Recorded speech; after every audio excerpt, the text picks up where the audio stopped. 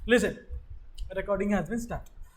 जो भी मैं तुम लोग को यहाँ पर पढ़ा रहा हूँ, it is being recorded, record हो रहा है ऐप में हमारा। उसको मतलब ऐप में तो जाएगा ही, वो ऐप में जाकर नेक्स्ट क्लास आने से पहले उसको 1.25x 1x 1.5x जैसा आपका कैपेसिटी है वैसा देख कर आना, ताकि वो क्या है रिवाइज होकर आएगा और न्यू कॉन्सेप्ट जल्दी पकड़ोगे, कैच करोगे। ठीक है ना।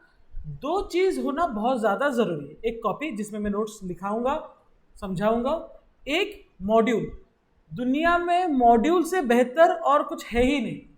10 टीचर्स का 10 बुक होगा बट मॉड्यूल इज मॉड्यूल, क्योंकि सारे क्वेश्चंस कहाँ से आएंगे, मॉड्यूल से आएंगे। सारे कॉन्सेप्ट्स कहाँ से है, मॉड्यूल से। सबसे पहला एक्ट जो है हमारा वो क्या है, द इंडियन कॉन्ट्रैक्ट एक्ट 1872। ये कमेंस हुआ था, कमेंसमेंट। कमेंसमेंट मतलब समझते हो, चालू कब हुआ था? चालू हुआ था 1 सितंबर 1872 में। ठीक है। इंडियन कॉन्ट्रैक्ट एक्ट को आगे जाकर दो पार्ट में डिवाइड किया गया है, जिसको पार्ट 1 में, फर्स्ट पार्ट में और सेकेंड पार्ट में डिवाइड किया गया है। Part 1 consist of section number 1 to 75 which is in your syllabus. ये सीए के फाउंडेशन में है। और पार्ट 2 जो है 124 से लेकर 234 तक, 238 ऐसा कुछ है, वहां तक पार्ट 2 में जो आपके सिलेबस में नहीं है। सवाल उठेगा 75 से लेकर 124 के बीच का सेक्शंस कहाँ गए। उसमें क्या है, जब 1872 बना तो 1872 में हमारा देश आज़ाद था क्या? ये सारे के सारे कानून कहाँ से आए हैं? ब्रिटिश लॉ से आए हैं।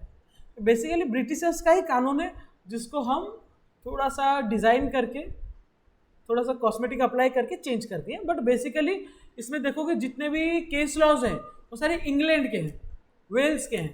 ठीक है ना। तो इंडियन का इसमें बातचीत थोड़ा कम है।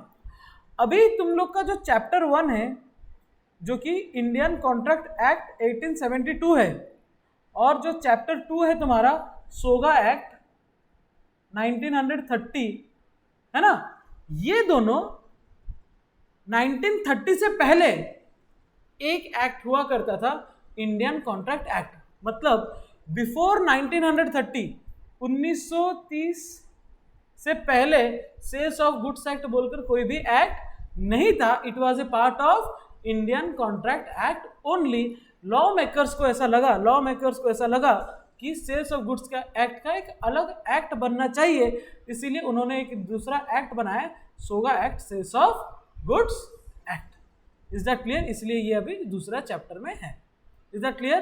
तो यहां तक कुछ इंपॉर्टेंट बातें हैं। इंडियन कॉन्ट्रैक्ट एक्ट 1872, इसका अगर शुरुआती लेटर्स पकड़े, ये आई, ये सी, ये ए, तो ये क्या बनेगा, आई सी ए कॉमा 1872। इसको बोलते हैं शॉर्ट टाइटल। क्या बोलते हैं? और इसको क्या बोलते हैं? Long title.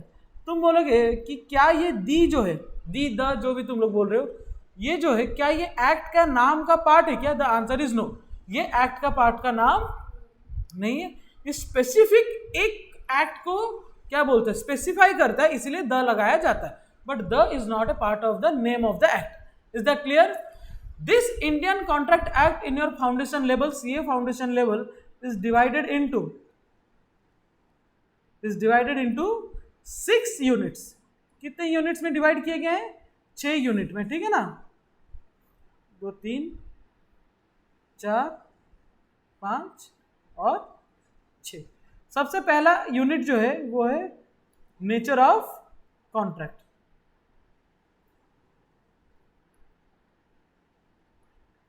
दूसरा है कंसिडरेशन।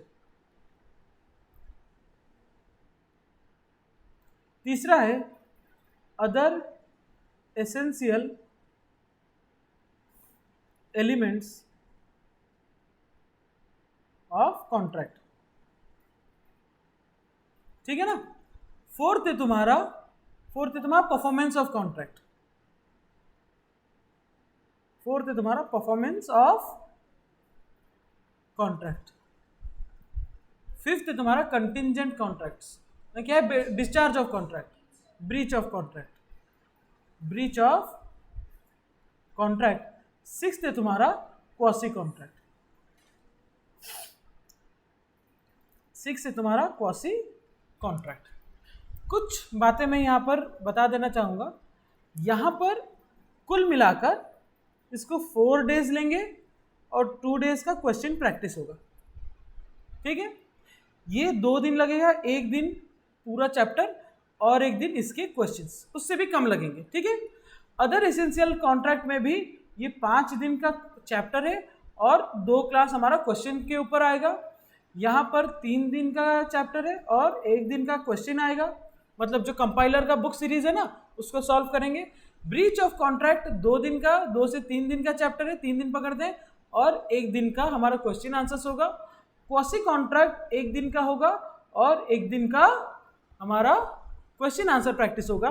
तो इसमें कुल मिलाकर 6 दिन, इसमें 2 दिन, इसमें 7 डेज, इसमें 4 डेज, इसमें 4 डेज और इसमें 2 डेज, ठीक है ना। इसको थोड़ा सा मेरे को बताओ कि टोटल कितने नंबर ऑफ डेज लग रहे हैं तो कंप्लीट इंडियन कॉन्ट्रैक्ट एक्ट, कितने दिन लग रहे हैं एक बार मैं चार्ज बता दूं। कितना 95 लगेंगे तो तुम्हारा अटेम्प्ट आ जाएगा ना। तो टोटल यहाँ पर 6 + 2 + 7 + 4 + 4 + 2 टोटल 25 डेज। सबसे ज़्यादा वेटेज किसका है, इसी का है, 25 दिन इसको लगे, ठीक है। मतलब 1 मंथ पकड़ो, 5 से 10 दिन का तो क्लास गैप भी रहेगा, ठीक है। इंडियन कॉन्ट्रैक्ट एक्ट को लगा 25 दिन। सेल्स ऑफ गुड्स एक्ट का भी हम जब करेंगे तब इंटरप्रेट करेंगे, 15 दिन के अंदर हो जाना चाहिए। उसके बाद है इंडियन पार्टनरशिप एक्ट, ये हार्डली 6 क्लास लेना चाहिए। और उसके बाद है एलएलपी, ये जो मैं बता रहा हूँ ये सब क्या है, क्वेश्चन आंसर्स को सॉल्व करके, ठीक है। एलएलपी एक्ट 2 से 3 दिन, तो हम इसको मैक्स टू मैक्स इसका इज्जत है 3 दिन का। उसके बाद है कंपनीज एक्ट जिसको लगेगा 10 to 15 classes, 10 class is sufficient, ठीक है। तो 25 + 15 40, 46, 49, 59, सो ये कुल मिलाकर 60 classes of 1 hour to 1.5 hour, ठीक है। अगर 1 hour मल्टीप्लाई करे, 1.5 hour मल्टीप्लाई करे 60 क्लासेस इंटू 1.5 hour, ये होता है 90 आवर। इसको अगर 1.5x में देखते हो ऐप में, यहां तो देखोगे तो 90 डिवाइडेड बाय 1.5 करोगे तो ये तुम्हारे 60 आवर्स में 2 बार रिवीजन हो जाएगा, एक बार क्लास में एक बार ऐप में, ठीक है। 2 बार प्रैक्टिस, 2 बार वो कंपाइलर्स बुक का प्रैक्टिस हो जाएगा। इसके बाद हमारे आरटीपी एमटीपी जो तुम्हारे अटेम्प्ट में आएंगे प्लस क्वेश्चन पेपर प्रैक्टिस करेंगे, इतना सफिशियंट है भाई, आराम से एग्जाम दे सकते हो। 60 दिन का क्लास है, मतलब ऑन एंड अराउंड 3 महीने का क्लास होगा, 30 डेज का क्लास होगा। सब्सक्रिप्शन 100 डेज का, 10 डेज एक्स्ट्रा का है, उसका कोई इशू नहीं, जरूरत पड़ने पर उसको एक्सटेंड भी कर देंगे, ठीक है। तो अभी से अगर देखिए जुलाई, अगस्त, सितंबर तक लॉ मस्ट बी कंप्लीट, तो जाकर अक्टूबर, नवंबर 2 महीना प्रैक्टिस कर सकते हो, तो दिसंबर में तुम्हारा क्या है, अटेम्प्ट है। Is that clear? This is all how you should follow Indian contract act. Indian contract act को या फिर पूरे लॉ का बात करें, पढ़ना कैसे है, ये स्ट्रैटेजी से पढ़ना है। समझ में आया? तो आप जाकर ना घर में एक पूरा सा पेपर लीजिएगा, उसमें नंबरिंग कर दीजिएगा 1 से लेकर 60 डेज, 60 जैसे जैसे क्लास होते जाएंगे वैसे वैसे टिक मारते जाएगा, तो पता चलेगा कि परफॉर्मेंस भी कैसे हो रहा है, इंक्रीज हो रहा है कि रुक गया है, वो परफॉर्मेंस एनालिसिस भी खुद तुम लोग कर सकते हो, ठीक है। So without wasting any time I am entering into the chapter Indian contract act unit 1। Nature of contract. Nature of contract का जो एक्ट है, मतलब जो यूनिट है, ये सिर्फ और सिर्फ बात करता है कुछ कुछ बेसिक्स के ऊपर, ठीक है। मॉड्यूल से ही पढ़ेंगे हम लोग, उसका कोई चिंता नहीं है। बट एक बार हम बर्ड आई व्यू ले लेते हैं कि इसका चार्ट प्रिपरेशन जब भी करेंगे तो पता होना चाहिए कि इसमें क्या क्या ऐसे टॉपिक्स है जिनको पढ़ना है, मतलब कितने क्वेश्चन फ्रेम हो सकते हैं। सबसे पहले आएगा कॉन्ट्रैक्ट क्या है, जो कि आज तक नहीं पूछा गया कि व्हाट इज ए कॉन्ट्रैक्ट, क्योंकि इंस्टीट्यूट को ऐसा लगता है कि 6 यूनिट पढ़ने के बाद तुम लोग को इतना पता होगा कि व्हाट इज ए कॉन्ट्रैक्ट, इसलिए वो पूछता नहीं, ठीक है। इसमें टाइप्स ऑफ कॉन्ट्रैक्ट, टाइप्स एक आएगा, ठीक है। फीचर्स आएगा, एलिमेंट्स आएगा, ठीक है। कॉन्ट्रैक्ट, व्हाट इज कॉन्ट्रैक्ट आएगा, टाइप्स ऑफ कॉन्ट्रैक्ट आएगा, फीचर्स ऑफ कॉन्ट्रैक्ट आएगा, एलिमेंट्स ऑफ कॉन्ट्रैक्ट आएगा। Is that clear? इतना ही आएगा और कुछ छोटे मोटे डिफरेंस बिटवीन आएंगे, ठीक है। छोटे मोटे डिफरेंस बिटवीन आएंगे। इसमें क्वेश्चन तुम्हारा टाइप से बनता है, फीचर से बहुत रेयर बनता है, एलिमेंट से तो 100% बनता ही बनता है। जो कि लास्ट क्लास मैंने बताया कि जो क्वेश्चन पैटर्न है, तुमको याद है क्वेश्चन नंबर 2A और B में दो चीज आते हैं। B में एक LLP का क्वेश्चन आएगा और A में एक डायरेक्ट क्वेश्चन आएगा। अगर तुम लोग लिखे हो तो ये जो डायरेक्ट क्वेश्चन है, अगर यूनिट 1 से आया तो ये सिर्फ और सिर्फ एक ही क्वेश्चन हो सकता है, that is elements of contract. अगर डायरेक्ट आया तो समझ में आया, मतलब यूनिट 1 नहीं, ये कॉन्ट्रैक्ट से आ सकता है, ठीक है। दूसरा टॉपिक है तुम्हारा ऑफर, जिसमें क्या आ सकता है, एलिमेंट्स आ सकता है, ठीक है, टाइप्स आ सकता है, ठीक है। तीसरा है तुम्हारा एक्सेप्टेंस, जिसमें एलिमेंट्स आएंगे और टाइप्स आएंगे, ठीक है। लास्ट में एक आएगा कम्युनिकेशन, लास्ट का एक टॉपिक आएगा communication and revocation of contract, ठीक है। और उससे पहले बहुत ही एक छोटा सा टॉपिक आएगा डिफरेंस बिटवीन, मतलब ये मोस्ट इंपोर्टेंट पार्ट में जाएगा, डिफरेंस बिटवीन। ऑफर का ही पार्ट है, इसको एक्स्ट्रा नहीं बनाते। इसमें एक क्वेश्चन आएगा, difference between invitation and difference between offer and invitation to offer. इतने ही है, इतना कर लोगे तो यूनिट 1 से कुछ भी आए उतना तो हो ही जाएगा, ठीक है। बहुत सारे क्वेश्चंस हो गए क्या यूनिट 1 में? नहीं, बहुत सारे क्वेश्चन है, ये थोड़ा सा लेंदी है, ठीक है। बट इससे क्वेश्चंस थोड़े से कम आते हैं क्योंकि बेसिक्स है, बट फिर भी आने के चांसेस हमेशा होते ही होते हैं, ठीक है।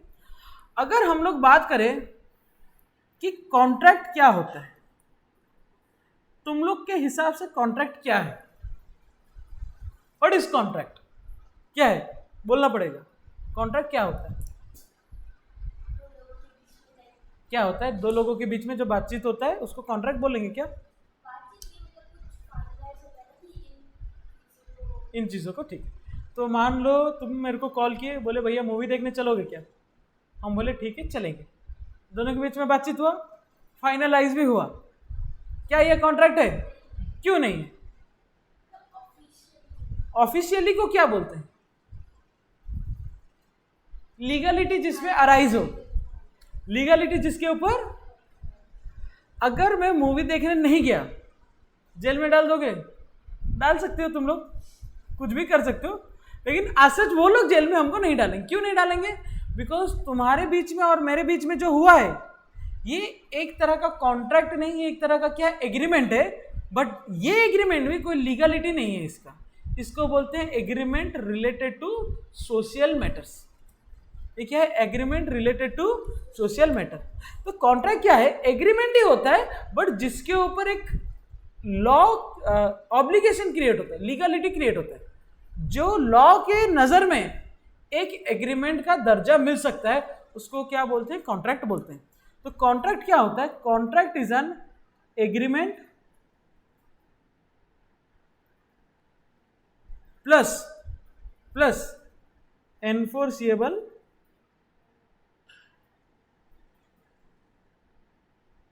By law. क्या है? Agreement plus enforceable by law. Agreement कुछ और चीज, एग्रीमेंट का कुछ एक अलग डेफिनेशन है, एनफोर्सिएबल बाय लॉ का एक अलग डेफिनेशन है। क्या क्या चीजें होने से एग्रीमेंट को मानेंगे और क्या क्या चीज होने से एनफोर्सिएबल बाय लॉ को मानेंगे। जस्ट एक एग्जांपल दे रहा हूं। मान लो तुम लोग का उम्र कितना है? उम्र तुम लोग, तुम्हारा कितना है? 17, अंडर एज हो, ठीक है। तुम्हारा कितना है? तुम्हारा 19, 17, 18, 19। एक क्लास में कैसे आए? तीनों में से किसी के पेरेंट्स ने तो फ्रॉड किया होगा। किसका? दीदी बुलाते हो कि नहीं? हाँ, पैर छूकर तुमको पूजा भी करने लगेगी। सुनो, एक होता है माइनर, कानून बोलता है बच्चे को सब माफ। बच्चे के साथ तुमने अगर जितना भी एग्रीमेंट किया, लीगलिटी वाला चीज ही किया, बट वो लॉ के नजर में एनफोर्सेबल नहीं हो सकता। लॉ के नजर में उसको कानून का दर्जा नहीं दिया जा सकता, इसीलिए वो कॉन्ट्रैक्ट क्या हो जाएगा? लैटिन वर्ड को अभी समझना पड़ेगा, वॉइड एब initio.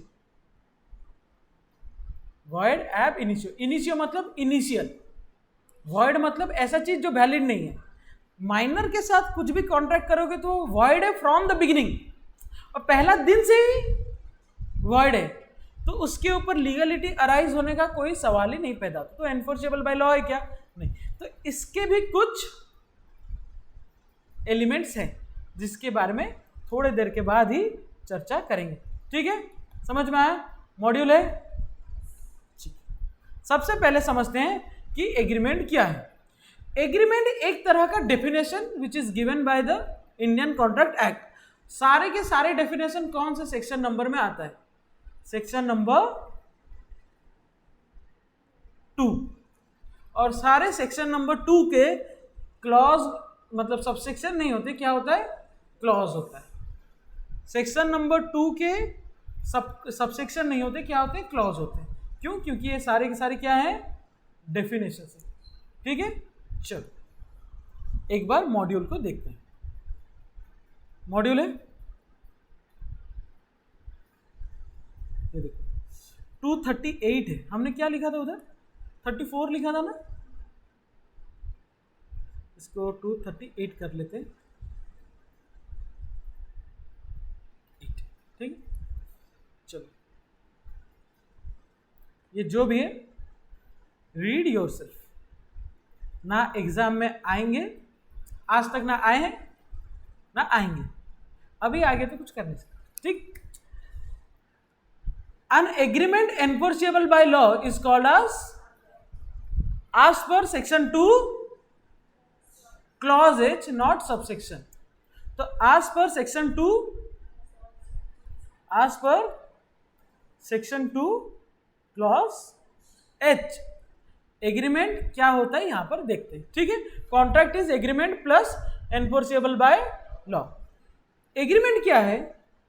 Agreement given in section 2 clause E, every promise or set of promise forming the consideration for each other. Every promise or every set of promise forming the consideration of each other. मतलब every promise और set of promise. मान लो मैंने तुमसे एक वादा या फिर 2-4 वादे किए हैं कि इसको फुलफिल करूंगा, बट फुलफिल करूंगा बदले में क्या आएगा? मेरे को कुछ तो मिलना चाहिए। वो जब तक ना मिले तब तक उसको एग्रीमेंट नहीं बोला जाता है। कोई भी चीज अगर एक होता है यूनिलैटरल और एक होता है बायलैटरल। यूनिलैटरल मतलब एक तरफ से, बायलेटरल मतलब दोनों तरफ से, मैं तुमको पढ़ा रहा हूं, तुमसे क्या रिसीव कर रहा हूं, फीस, तो एक प्रॉमिस मेरे तरफ से जा रहा है, दूसरा तुमसे क्या आ रहा है, कंसिडरेशन आ रहा है, तो हमारे बीच में अभी क्या है, एग्रीमेंट है। क्या ये एनफोर्सेबल बाय लॉ है? 100% एनफोर्सेबल बाय लॉ है, क्योंकि ये सोशल मैटर नहीं है। समझ में आया? Is that clear? क्लियर है? फीस पे कर रहे हो मतलब ये क्या है, लीगल मैटर है। Is that clear? समझ में आया? ओके। जब तक कंसिडरेशन ना हो तब तक एग्रीमेंट नहीं हो सकता, ठीक है। तो एज पर section 2 clause E, agreement is an promise और set of promise forming the consideration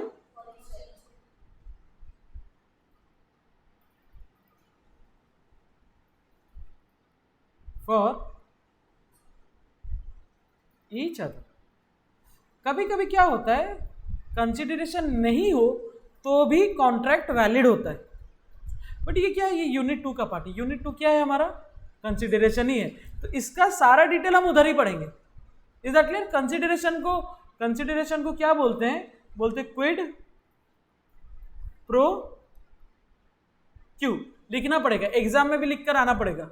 consideration means quid pro Q, जिसका मतलब क्या होता है, something in return which has a validity. तुम मुझसे शादी करो, चांद तारे तोड़ के लेकर आऊंगा, इसको कंसिडरेशन नहीं मान सकते, क्योंकि इसका कोई, इट इज ए वेग चीज। वेग मतलब समझते हो, जिसका कोई मतलब ही नहीं बनता, ठीक है। तो एग्रीमेंट क्या है, समथिंग इन रिटर्न, इसका मतलब एग्रीमेंट है प्रॉमिस और set of promise forming the consideration for each other, ठीक है। तो यहां पर बुक में तुम लोग मार्क कर लो, यहां से लेकर यहां तक इंपोर्टेंट, ठीक है। एग्जाम में लिखना कैसे है, as per the provisions of Indian Contract Act, अगर सेक्शन याद है, as per section 2 clause E of Indian Contract Act 1872, agreement means promise or every set of promise and every set of promise forming the consideration for each other, ठीक है। तो mark कटेगा। ऐसा सवाल आगे जाकर नहीं पूछोगे कि अगर ये चीज नहीं लिखते तो क्या होगा, जाहिर सा बात है मार कटेगा, और क्या होगा, ठीक है। समझ में आया? चलो, एग्रीमेंट क्या होता है, प्रॉमिस और सेट ऑफ प्रॉमिस। तो प्रॉमिस अपने आप से हो सकता है क्या, आईने में देखकर आज खुद से वादा करते हैं कि आज रात सोने से पहले बॉडी बनाकर सोएंगे, तो एग्रीमेंट के लिए कितने लोग होने जरूरी है, 2 और मोर देन 2, इतना पता है। चलो, अब 2 जन हैं, तो एक इंसान पहले उसको ऑफर देगा और दूसरा इंसान क्या करेगा, एक्सेप्ट करेगा। तो अगर तुम लोग देखो एग्रीमेंट क्या होता है, एग्रीमेंट इज प्रॉमिस और set of promise forming the consideration for each other, correct है। बट इसका अगर मैथमेटिकल इक्वेशन देखोगे, agreement is equals to offer plus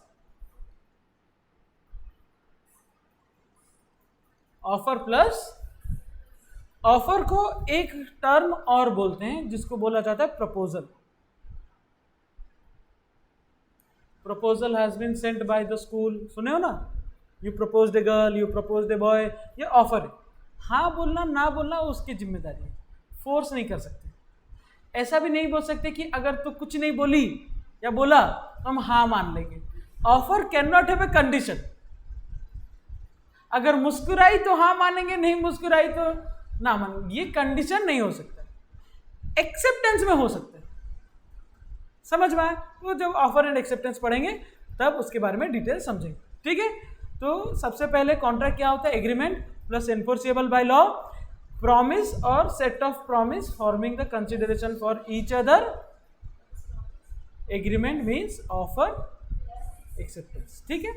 इसके कुछ एलिमेंट्स हैं, एक होता है वैलिड एसेंशियल्स, एक होता है क्या, वैलिड, एसेंशियल्स, दूसरा होता है elements of contract. Essentials of valid contract मतलब क्या है, कॉन्ट्रैक्ट होने के लिए इन सब चीजों का थोड़ा ध्यान रखिएगा। एलिमेंट्स मतलब वो होने ही चाहिए, ये भी होना ही चाहिए। मान लो इसके जगह पर वो वाला लिखते हो, उसके जगह पर ये वाला लिखते हो, तो बीकॉम एग्जाम में मार्क मिल जाएगा, सीए में नहीं मिलेगा। तो यहाँ पर थोड़ा इंस्टीट्यूट ने कंफ्यूज कर रखा है। एक है वैलिड एसेंशियल्स ऑफ कॉन्ट्रैक्ट और एक है elements of contract. Both are different but देखने में क्या लगता है, सेम लगता है। ठीक है, अच्छा यहाँ पर एक चीज मैं और बता दूं, agreement related to social matter, agreement related to social matters cannot be become contract। हो सकते हैं क्या,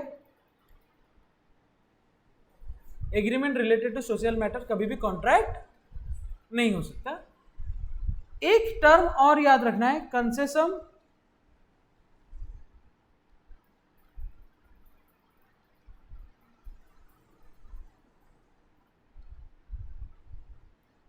सेम माइंड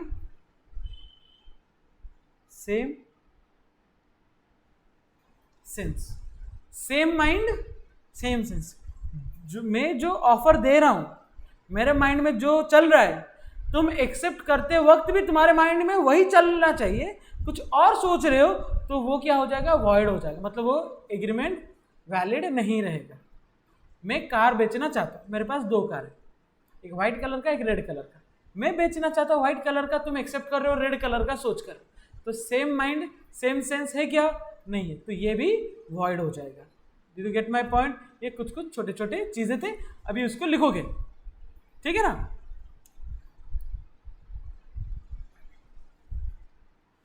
कुछ एग्जाम्पल्स को पढ़ना बहुत जरूरी है। A agrees with B to sell car for 2 lakhs to B. A agrees with B to sell car for 2 lakh रुपए में कार को बेचना है। Here A is under obligation to give car to B and B has the right to receive the car on payment of 2 lakhs. Also B is under obligation to pay 2 lakh to A and A has a right to receive 2 lakh. Is that clear? समझ में आया? On elaborating the above two concept क्या है? एक agreement और दूसरा enforceability by law. It is obvious that contract comprises of an agreement which is a जो कि promise है और set of reciprocal promise. Reciprocal promise मतलब मैं एक प्रॉमिस कर रहा हूं जिसके बदले में तुम्हारा प्रॉमिस को मेरे को फुलफिल करना पड़ेगा, है ना। मैं तुमको पढ़ाऊंगा, ये एक प्रॉमिस है, तुमसे मैं फीस रिसीव करूंगा, ये एक तुम्हारा प्रॉमिस है, ठीक है। रेसिप्रोकल प्रॉमिस है। That promise is the acceptance of a proposal giving rights to a binding contract. Requires an agreement capable of being enforceable by law. अगर एनफोर्सेबल बाय लॉ नहीं है, before it is called contract. अगर enforceable by law नहीं है तो एक agreement कभी भी कॉन्ट्रैक्ट नहीं बन सकता, वो हमेशा क्या बन जाएगा, एग्रीमेंट ही बन जाएगा। तो मैं पूछ रहा हूं, एक कॉन्ट्रैक्ट जो है क्या वो हमेशा एग्रीमेंट रहता है क्या? एक एग्रीमेंट एनफोर्सेबल बाय लॉ होगा तो वो कॉन्ट्रैक्ट होगा। मान लो ये दोनों को ऐड किए तो क्या बना, हमारा कॉन्ट्रैक्ट बना। तो कॉन्ट्रैक्ट में तो एग्रीमेंट है ही, खाली एग्रीमेंट में हमेशा कॉन्ट्रैक्ट नहीं होगा। So contract, all contracts include agreement. All contracts are agreement but all agreements are not contract. एक 4 मार्क का question expect in this November 2023 exam, ठीक है। इसके ऊपर फादर प्रॉमिस टू पे सन, फादर प्रॉमिस टू पे सन, ये क्या है, सोशल मैटर है। लीगलिटी अराइज होता है क्या, नहीं। To pay him pocket allowance of ₹500 per month. इसमें 2 चीज नहीं है, एक तो सोशल मैटर है, दूसरा क्या नहीं है, तुम्हारे पापा तुमको क्या देते हैं, पॉकेट मनी, बदले में तुम उनको क्या देते हो, कुछ नहीं। तो क्या है वो टर्म, क्या है, कंसिडरेशन। वो क्या है, कहाँ गया, कंसिडरेशन नहीं है। तो क्या ये एनफोर्सेबल बाय लॉ हो सकता है? No, but he refuses to pay later. बाद में पापा ने बोला नहीं भेजेंगे, तो सन बोलता है केस करेंगे। Son can not recover the same in court of law as this is not created with an intention to create legal relationship. Create करने के लिए ये कॉन्ट्रैक्ट नहीं हुआ है, hence it is not a. आसान है। चलो, difference between agreement and contract. Difference between agreement and contract. तो सबसे पहले तुम लोग इसको लिखना चालू करो। कितना टाइम लगेगा इसको लिखने में? ऊपर के जो है इसको मैं ऐप में डाल दूंगा, तो ऐप से देख लोगे, ठीक है।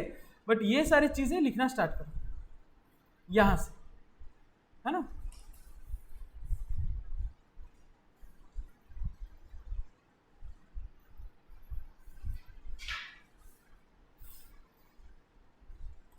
ठीक है,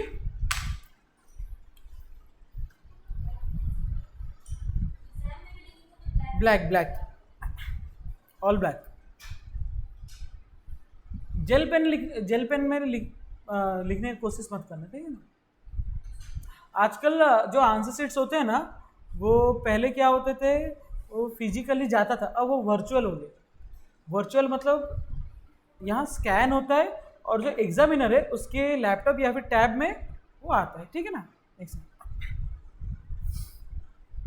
हेलो हेलो, 1 सेकेंड। हेलो, हाँ बोलो। हाँ ठीक है, क्लास खत्म करके हम कर देंगे, हम बोलेंगे क्लास खत्म करके। सुंदर से बनाना है।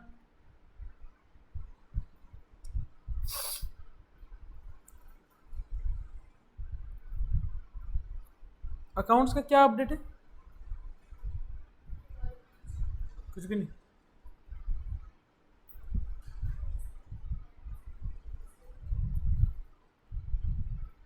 हो गया ये वाला स्टार्ट, जल्दी लिखो थोड़ा।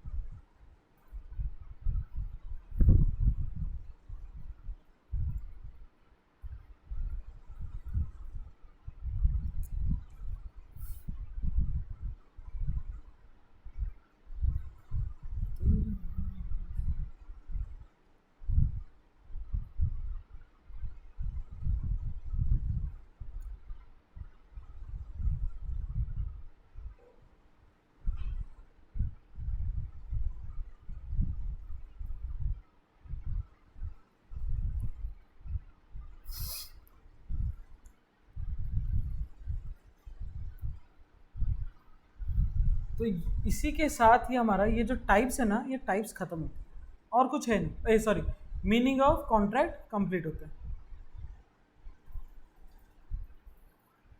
ठीक है।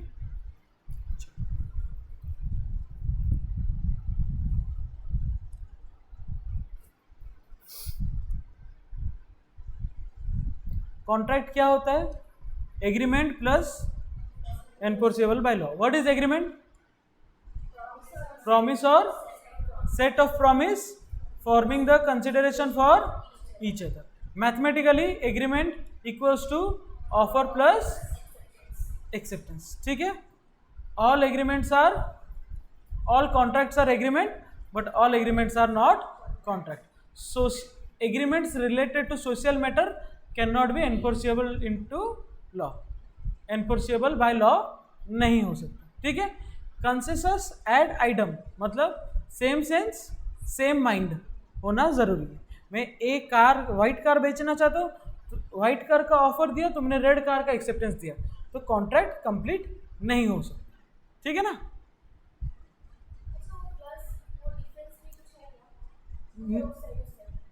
कहाँ? नहीं नहीं, कुछ नहीं। हाँ है ना, डिफरेंस एक है, difference between contract and agreement.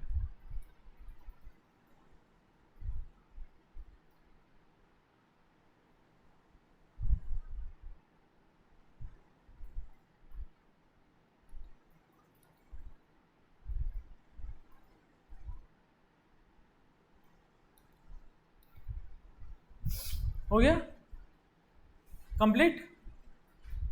अब नीचे का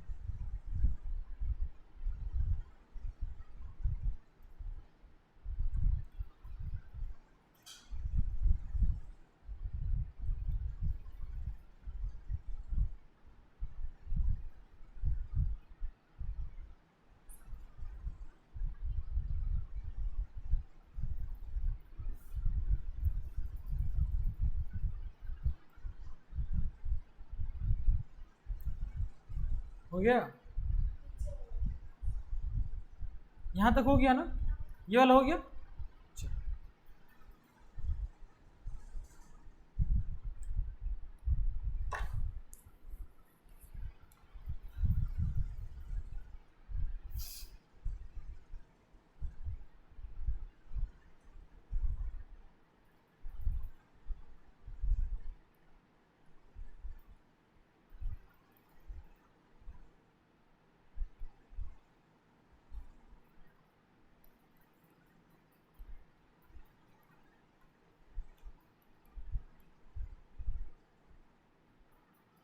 डिफरेंस बिटवीन कॉन्ट्रैक्ट एंड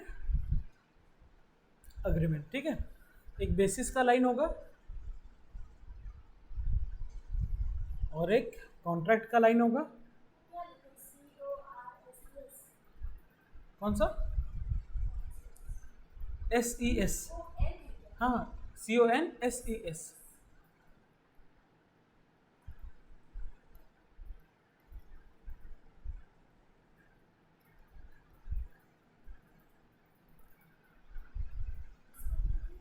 इसका तुम लोग का होमवर्क है कि इसके डिफरेंस को घर में मॉड्यूल से देखकर नोट करना है, ठीक है।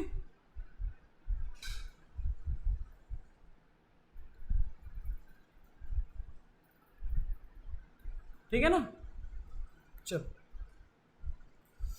यहां देखो डिफरेंस यहां पर क्या बोल रहा है। सबसे पहले मीनिंग, एग्रीमेंट का मीनिंग क्या है, बिना देखे बोलो।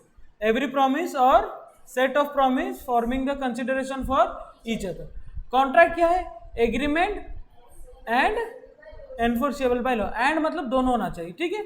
स्कोप, एग्रीमेंट में सोशल मैटर्स आएंगे, ऐसे मैटर्स जो एनफोर्सेबल बाय लॉ भी नहीं आएंगे, हर तरह का मैटर्स आएंगे। बट कॉन्ट्रैक्ट में स्पेसिफिक ऐसे एग्रीमेंट जो एनफोर्सेबल बाय लॉ हो सकते हैं। तो स्कोप किसका बड़ा है, कॉन्ट्रैक्ट का बड़ा है कि एग्रीमेंट का? एग्रीमेंट का। क्यों? क्योंकि उसमें हर एक चीज आ रहा है, तो it is a wider term और इसका नैरो सेंस, बिकॉज इसमें सोशल मैटर्स भी आ सकते हैं, लीगल भी आ सकते हैं, बट यहाँ पर ओनली लीगल मैटर्स आ सकते हैं विच कैन बी एनफोर्सिएबल, ठीक है। लीगल ऑब्लिगेशन मैटर, एग्रीमेंट में लीगल ऑब्लिगेशन ले भी सकते हैं, नहीं भी ले सकते। मतलब एग्रीमेंट में लीगल ऑब्लिगेशन तभी ले सकते हैं अगर वो एनफोर्सिएबल बाय लॉ है, तो नहीं है तो नहीं ले सकते। कॉन्ट्रैक्ट में 100% ले सकते हैं। Necessarily create a legal obligation, यहाँ पर मे नॉट, मे नॉट मतलब कल बताए थे ना, मैं मतलब ऑप्शनल, शाल मतलब कंपलसरी, तो मे नॉट मतलब लीगल ऑब्लिगेशन हो भी सकता है, नहीं भी हो सकता है। नेचर में all agreements are not contract, all contracts are agreement. तो इससे एक तुम्हारा बिट बनता है, क्या बिट बनता है, all contracts are agreement, book में है मेरे पास, वैसे भी लिख लो, all contracts are agreement but all agreements are not contracts. लिखना है इसको क्वेश्चन को, ठीक है? नहीं नहीं नहीं, हाँ डिफरेंस के लिए छोड़ के लिखो, ठीक है?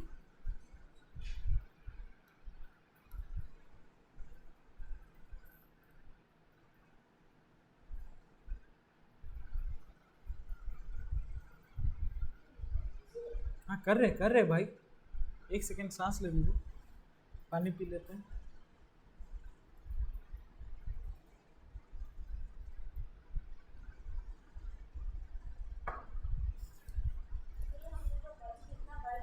क्या क्या पीछे का ले रहे हैं, पता है कि नहीं? पीछे रखेंगे ना, जुलाई के बाद अगर होगा तो देखा जाएगा।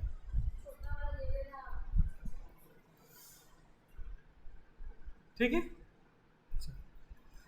सबसे पहले अभी आता है essentials of contract. Give the heading essentials of contract, ठीक है ना? आज पर सेक्शन 10, नॉट आज पर सेक्शन 10, ये दो होगा, एक एज पर सेक्शन 10 और एक नॉट एज पर सेक्शन 10। लेकिन पहले एक एक करके सबको समझेंगे। ये कर लोगे तुम लोग, खुद लिख लोगे पक्का, भरोसे के लायक? चलो, essentials of valid contract given by section 10, not given by section 10। Not given by section 10 वाले को पहले पढ़ेंगे, सेक्शन 10 में नहीं दिया गया। एक जनरल सेंस में बोला जाता है कि ये सारी चीज़ें कॉन्ट्रैक्ट में होने चाहिए। एक तरह का इसको ना तुम लोग एक तरह का फीचर्स ही मान कर चलो, बट क्वेश्चन में कभी भी फीचर्स का वर्ड यूज़ नहीं करेगा। लॉ में, सीए के एग्जाम में, बीकॉम वगैरह का दे सकता है, ठीक है ना? सबसे पहले क्या ज़रूरी है? एक इंसान खुद से कॉन्ट्रैक्ट कर पाएगा, एग्रीमेंट कर पाएगा तो फुलफिल नहीं किया तो खुद को कोर्ट में घसीट के लेके जाएगा क्या? नहीं, खुद ही लड़ेगा, खुद ही डिपेंड करेगा, जज को पागल बनाएगा, और जज पागल होगा तो एक्सेप्ट करेगा, तो करेंगे नहीं, ठीक है? Two parties, intention to create legal relationship को क्रिएट करना चाहिए, मतलब लीगल ऑब्लिगेशन क्रिएट होना चाहिए, मतलब matter should not be related to social matters. Social matters वाली चीज़ें नहीं होनी चाहिए कि भैया आज चलिए हमारे साथ डिनर करना है और हम नहीं आए, तुमने खाना बना के पूरा रेडी किया है, तो गुस्सा हो सकते हो, केस नहीं कर सकते, ठीक? Fulfilment of legal formalities, certainty of meaning. Certainty of meaning का मतलब क्या है? जैसे कि मैंने बोला, ऐसे कुछ चीज़ें जिसका सर्टन हो, मतलब हो सकता है, पॉसिबल हो। ऐसा हम एग्रीमेंट कर रहे हैं कि तुम्हारे लिए चांद तारे तोड़ के लेके आएंगे, चाइना को अकेले जाएंगे, चाइना को उड़ा देंगे, पाकिस्तान को उड़ा देंगे, ऐसी चीज़ें जो पॉसिबल ही नहीं है ना, वो उस तरह के एग्रीमेंट नहीं करना, ठीक है? ऐसी चीज़ें जिसका परफॉर्मेंस भी पॉसिबल हो। एक दिन में 50 बुक पढ़ेंगे, पॉसिबल ही नहीं है ना? तो इस सारी चीज़ें नीचे क्या क्या तो बताना पड़ेगा कि 50 बुक का एक एक पेज पढ़ेंगे, वो भी तुम लोग से नहीं हो पाएगा, ठीक है? सबसे पहले two parties, one can not contract with, good, अच्छा वो बता दिया। A contract involves at least one party making the offer and the other party. बस एग्जाम में इतना ही लिख कर आना, जितना हाईलाइट कर रहा उतना बुक में मार्क करो, हमको ऐसे टुकुर टुकुर ना देखो, मार्क करो। पेंसिल है ना कि वो नहीं है? है तो तुम्हारे पास है, दिखाओ, good. A contract may be made by natural person और by person having legal existence, मतलब सिर्फ एक इंसान ही कॉन्ट्रैक्ट में एंटर कर सकता है ऐसा जरूरी नहीं है। एक नेचुरल पर्सन एक आर्टिफिशियल पर्सन के साथ भी कर सकता है। आर्टिफिशियल बोले तो कंपनी, बिजनेस, उस तरीके का, ठीक है ना? कंपनीज यूनिवर्सिटी के साथ भी कर सकता है. It is necessary to remember that identity of parties be acceptable. मतलब जिसके साथ कर रहे हो पता रहे कि किसके साथ कॉन्ट्रैक्ट कर रहे हो. पता ही नहीं कि किसके साथ कॉन्ट्रैक्ट कर रहे हो तो ऐसा नहीं होगा. ठीक है.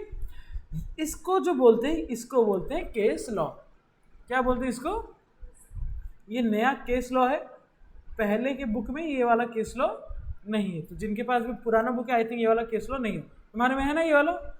State of Gujarat versus Ramanlal and co. When on dissolution of partnership the assets of the firm were divided among the partner, the sale tax officer wanted to tax this transaction. It was held that it was not a sale. The partners being joint owner of those assets cannot be buyer and seller itself. क्या बोल रहा है इसका मतलब? ये बहुत अच्छा case law है. Mark it as an important. क्या बोल रहे हैं? डिसोल्यूशन समझते हो? डिसोल्यूशन कैसे करते थे हम लोग? डिसोल्यूशन रियलाइजेशन अकाउंट बनाते थे. मान लो ये बैलेंस शीट है ना. बैलेंस शीट में एसेट है. बैलेंस शीट में क्या एसेट है? तो एसेट में मान लो यहां पर लैंड है. 1 लाख का लैंड है. इसको रियलाइजेशन अकाउंट में इस तरफ लेकर आते थे टू लैंड और यहां पर बाय रियलाइजेशन करते थे. मान लो यहां पर 2 तरीके का आता था. एक बैंक आता था, एक पार्टनर्स कैपिटल आता था. मान लो यहां पर कोई पार्टनर ने डिसोल्यूशन हो रहा है. डिसोल्यूशन मतलब बिजनेस क्या हो रहा है? बंद हो रहा है. अब मान लो उनके कंपनी में एक लैंड है 1 लाख का. वो 1 लाख का जो लैंड है उसको क्या हो रहा है? रियलाइज हो रहा है. रियलाइज मतलब पार्टनर से ले गए वो लैंड को. मान लो 3 पार्टनर थे तो कैपिटल में A B C 3 पार्टनर थे तो इसको इक्वली ले लिए. 33 333 33 3 पार्टनर ले लिए. तो यहां पर एक टैक्स ऑफिसर था.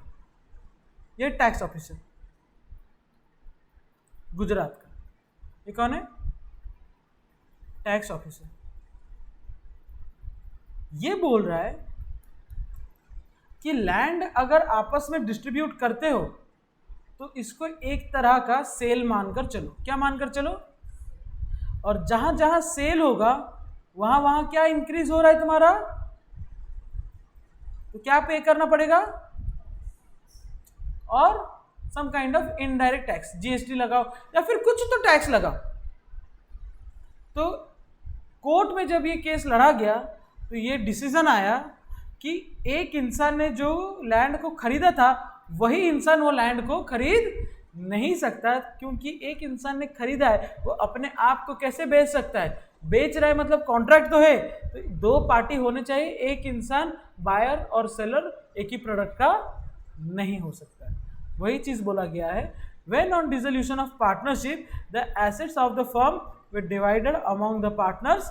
The sale tax officer wanted to tax this transaction. It was held that it was not a sale.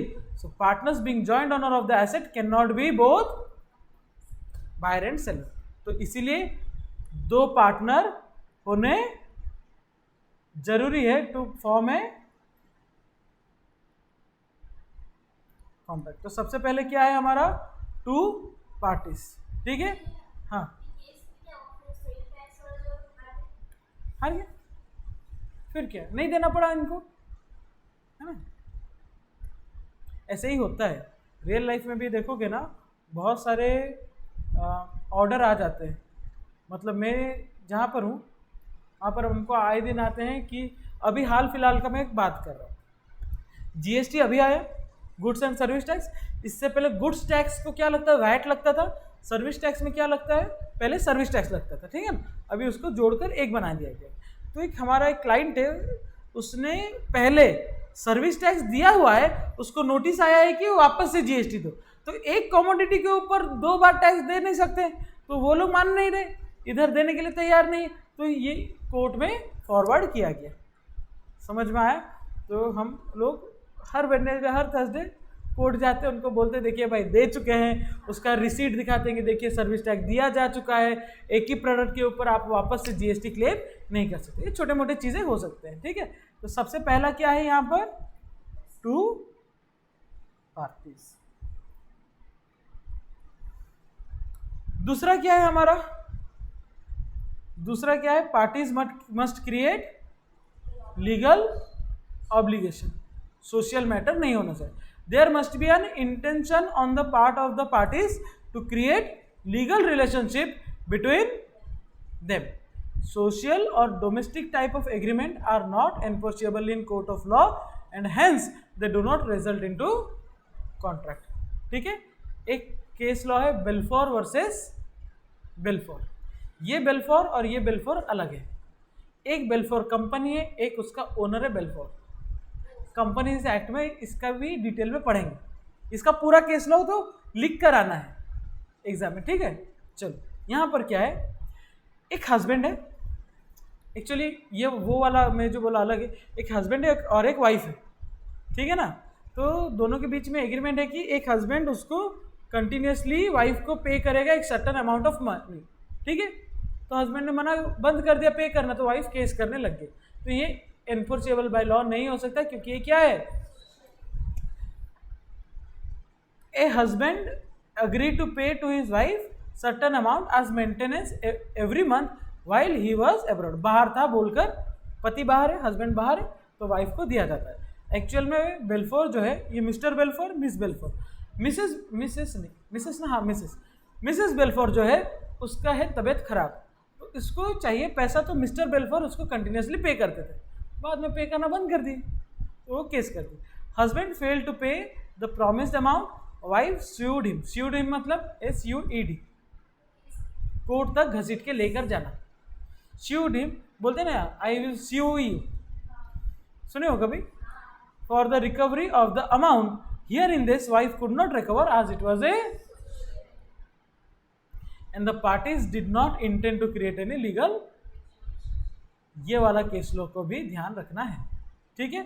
Second क्या है, parties must intend to create legal relationship. Parties must intend to create legal relationship और obligation, ठीक है। चलो third bit में अगर आए और कुछ ऐसे दो एग्जाम्पल भी, लेखपाल प्रोमिसेस टू पे 5 लाख उसके बेटे को if the son passes the CA exams.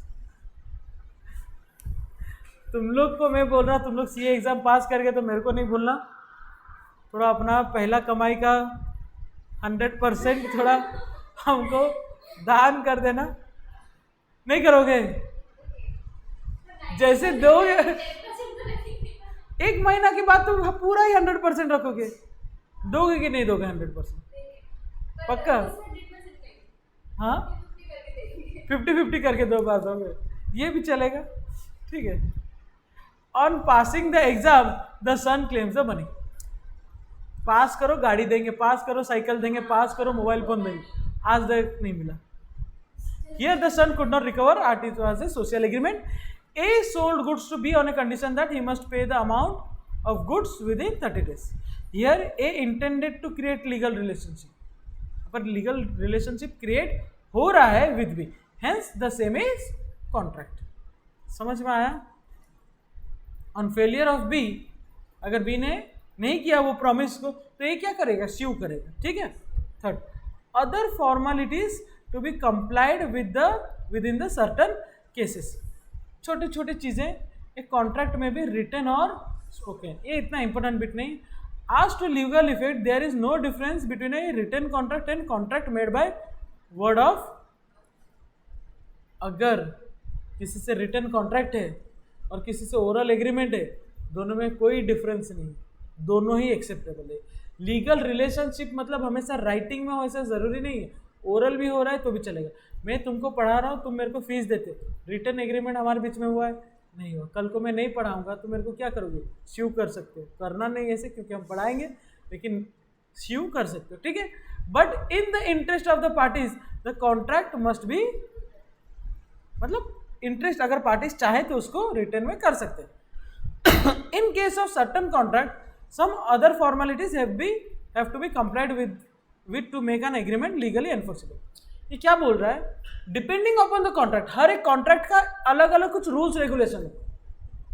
Bank के साथ जाओगे तो एक अलग कॉन्ट्रैक्ट होता है, इलेक्ट्रिसिटी कंपनी के साथ एक अलग कॉन्ट्रैक्ट होता है, वाटर कंपनी के साथ एक अलग कॉन्ट्रैक्ट होता है। तो हर एक तरह का कॉन्ट्रैक्ट में ना कुछ लीगल फॉर्मेलिटीज होते हैं जिसको फुलफिल करना रहता है, उसको फुलफिल करना पड़ेगा टू फॉर्म ए कॉन्ट्रैक्ट। वही बोल रहा है, ये कोई स्पेसिफिक पॉइंट नहीं, जस्ट रीड छोड़।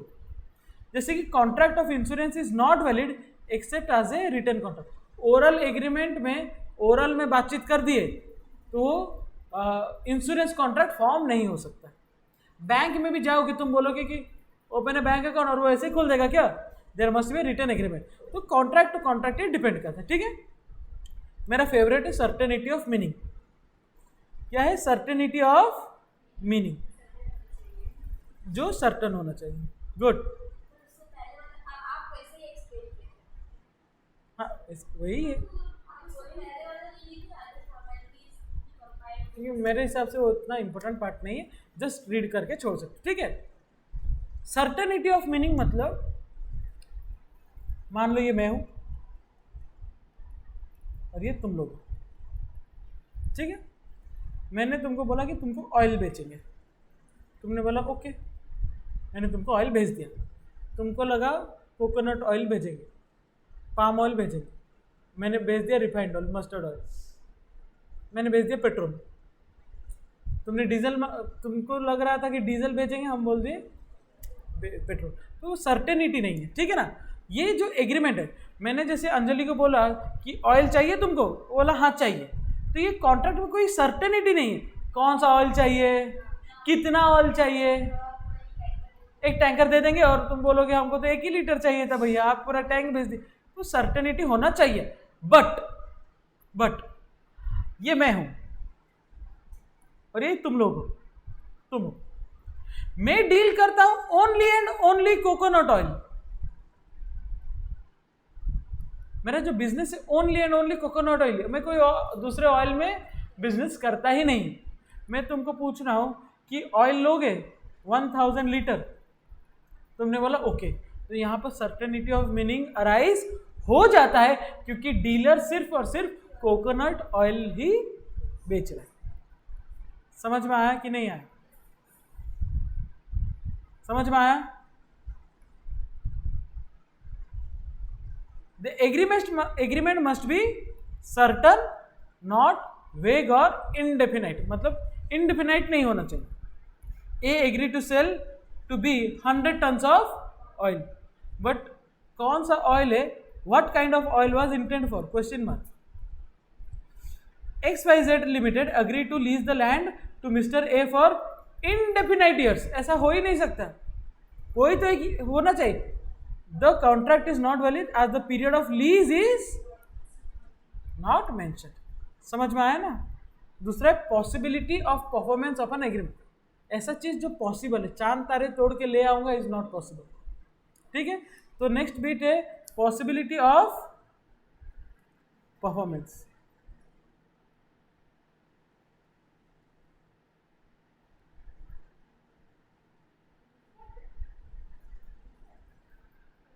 क्या है ये, possibility of the terms of agreement, the terms of agreement should be, the terms of agreement should be capable of performance, capable होना चाहिए, ठीक है। an agreement to do an act impossible in itself cannot be enforced. A agrees with B to discover the treasure by magic. जादू की झप्पी देकर तुमको ठीक कर देंगे, पॉसिबिलिटी ऑफ परफॉर्मेंस अराइज नहीं होता। जादू से सोना चांदी तुमको दे देंगे, ये पॉसिबल नहीं है। The agreement can not be enforced at it is not possible to be perform. समझ में आया क्या। ये क्या था, कुछ चीजें ये था जो सेक्शन 10 में नहीं है, ऐसे कुछ चीजें जो सेक्शन 10 में हैं तो इसको बोला जाता है एलिमेंट्स ऑफ कॉन्ट्रैक्ट। क्या है? Elements of contract. और ये क्या है? Essentials of contract. नहीं, समझ में आया? अब समझ में आया? एक होता है एलिमेंट्स, दूसरा होता है एसेंशियल। ठीक है, तो इसका 4 पॉइंट है। और बाय सेक्शन 10 सबसे पहला क्या है, जो कि नीचे कर देते हैं, है ना?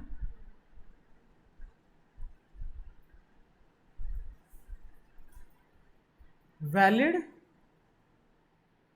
नहीं हो क्योंकि एलिमेंट्स ऑफ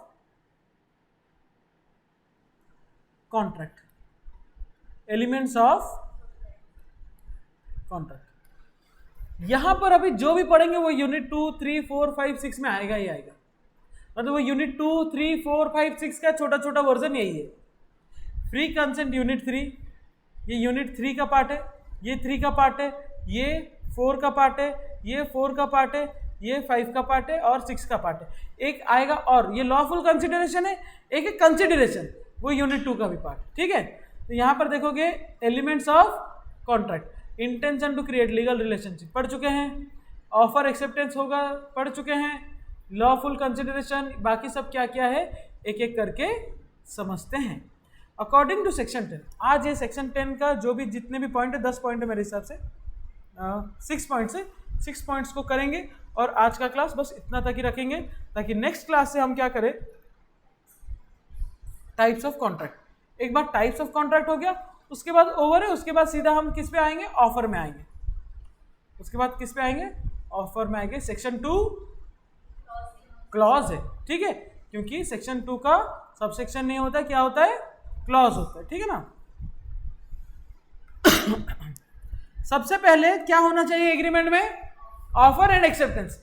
एक इंसान ऑफर करेगा, दूसरा उसको एक्सेप्ट करेगा। एक ऑफर कर रहा है, दूसरा भी ऑफर कर रहा है, तो उसको एक्सेप्ट नहीं करेंगे, मतलब उसको एक्सेप्टेंस नहीं मानेंगे।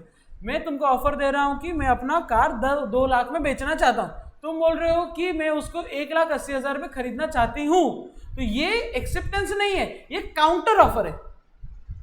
ये क्या है, काउंटर ऑफर है। ठीक है ना। तो सबसे पहले क्या आ जाएगा, ऑफर एंड एक्सेप्टेंस। सबसे पहले आ जाएगा तुम्हारा ऑफर एंड एक्सेप्टेंस।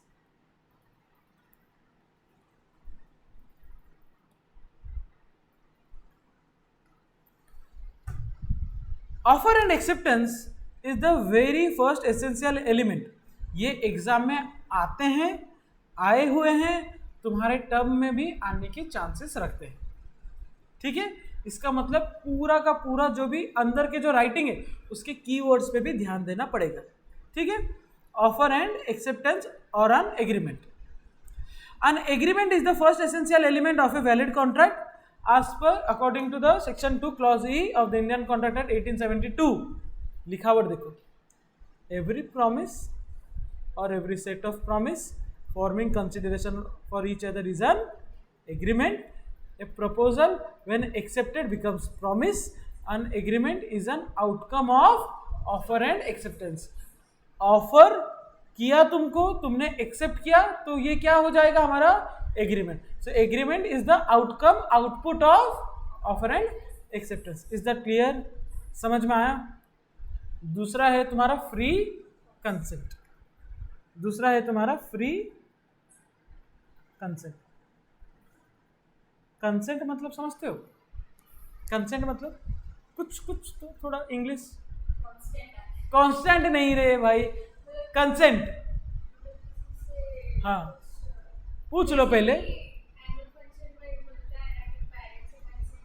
हाँ गुड। और कुछ? हाँ permission is the better language of permission is consent. हाँ सिनोनिम।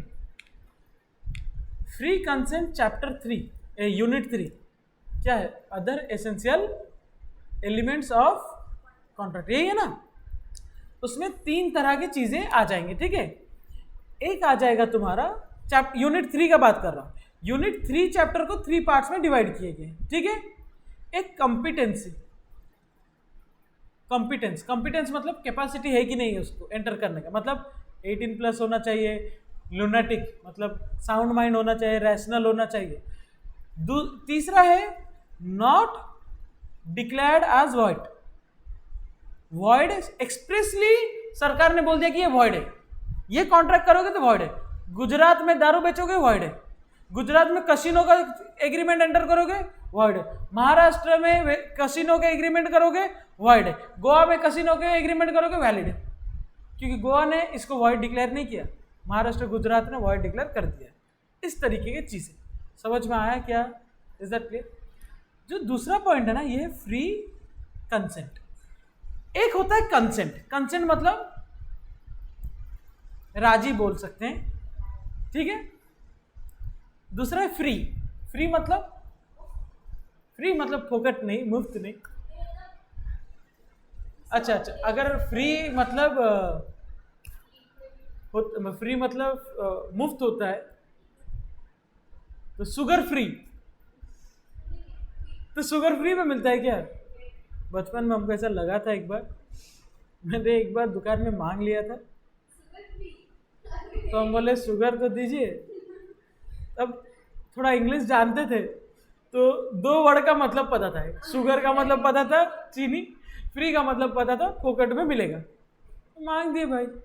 फिर उसने 10 मिनट का लेक्चर दिया, पढ़ाई लिखाई करते हो, स्कूल जाते हो, तुमको ये वगैरह वगैरह नहीं पता था, अब क्या करेंगे। फ्री कंसेंट में आते हैं 5 चीजें, लिखना नहीं क्योंकि यूनिट 3 में इसको लिखेंगे। एक है कोर्शियन, दूसरा है अनड्यू इन्फ्लुएंस, तीसरा है फ्रॉड, चौथा है मिस रिप्रेजेंटेशन, पांचवा है मिस्टेक। हमको गाड़ी लाकर दो वरना सुसाइड कर देंगे, इज ए कोर्शियन। तुमको गन पॉइंट पे रखकर तुम्हारा घर को खरीद रहे हैं, प्रॉपर्टी पे साइन करो वरना ठोक देंगे, इज ए कोर्शियन ओनली। कोर्शियन है, डरा धमका कर किया जाए तो ये क्या है? थ्रेटनिंग, और थ्रेटनिंग करना कोर्शियन होता है। Threatening to commit suicide is also under coercion. Undue influence by taking the unfair advantage of the person's age, mental health, body distress, आप उसका अनफेयर एडवांटेज निकाल रहे हैं। छोटा बच्चा या फिर बूढ़ा आदमी को इमोशनली थोड़ा प्यार करके घर का जायदाद हड़प कर उनको बाहर निकाल दो घर से, it is a case of undue influence. दुनिया के मोह माया में कुछ नहीं रखा, सारे अपने प्रॉपर्टी त्याग दो, हमारे चरण में डाल दो। डाल देने के बाद घर जाने के लिए टैक्सी का पैसा नहीं है, तो एहसास हो रहा है कि गलत किए तो रिकवर कर सकते हैं, क्योंकि ये क्या है? अनड्यू इन्फ्लुएंस है। डॉक्टर मरीज का नर्व को जोड़ने से पहले बोल रहा है कि साइन करो वरना नर्व जोड़ेंगे नहीं और तुमको मार देंगे, और वो डर के मारे साइन कर देता है, तो it is a case of undue influence. Fraud क्या है? जब एक पार्टी के लिए ट्रू है, दूसरे पार्टी के लिए अनट्रू है। तुमको लग रहा है, मेरे को पता है कि गाड़ी फॉल्ट है, बट मैं उसको अच्छा है बोलकर बेच रहा हूं, जबकि तुमको पता ही नहीं। It's a case of fraud. मतलब एक पार्टी को ट्रूथ पता है, दूसरे को नहीं पता। मिस रिप्रेजेंटेशन दोनों को नहीं पता। मेरे को लग रहा है गाड़ी ठीक है, तुमको लग रहा है गाड़ी ठीक है, जबकि गाड़ी एक्चुअल में खराब है, किसी को पता नहीं। It's a miss representation. Mistake गलती से होती है। गलती दोनों तरीके से हो सकता है, एक तरीके से हो सकता है, ठीक है। इसको डिटेल में पढ़ेंगे जब, तब समझेंगे, अभी उतना दिमाग लगाने का जरूरत नहीं, बट फिर भी मैंने एक छोटा छोटा ओवरव्यू दे दिया, ठीक है ना। आईपीसी सुने? आईपीसी इंडियन पेनल कोड, उसके ऊपर ये सारे फ्री कंसेंट के चीजें लागू होते हैं, ठीक है। तो फ्री कंसेंट क्या होता है? टू और more person are said to consent when they agree upon the same thing in the same sense. Consensus add item, recorrect the spelling. ठीक है, हो गया. कॉपी किताब पूरा बंद करके बैग के अंदर डाल के रखो ना.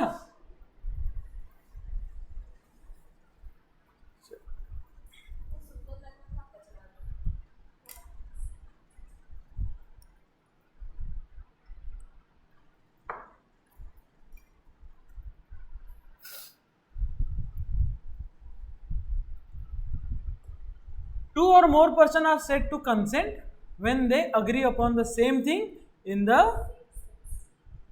They can also be understood as identity of minds in understanding the term.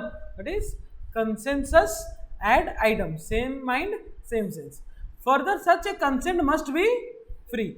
Consent would be considered as free if it is not caused by. आप समझ में आया? Is that clear? A who owns 2 cars is selling red car to B. B thinks he purchasing the. क्या नहीं है दोनों में, उसको क्या बोलेंगे? Consensus add item. You have to write this term. ठीक है. So there is no consensus as item and hence no contract. That ये खुद पढ़ लेना. ठीक है. A threatening to shoot B, गोली मार देंगे. If B does not lend him, 2000 रुपये के लिए मार देगा वो. And B agree to it, डर के मारे. Here the agreement is enter into under coercion, hence it is not A.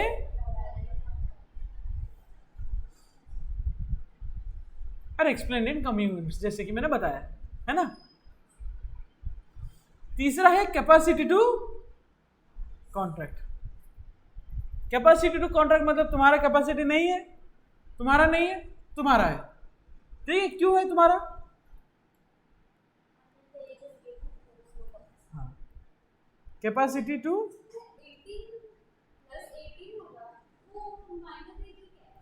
+18 major है ना.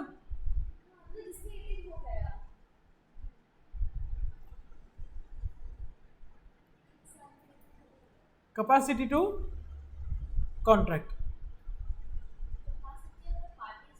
हाँ, parties contract same. Of the parties लिखे, हम उधर क्या लिखे? To contract. ठीक है, दोनों का मतलब सेम है.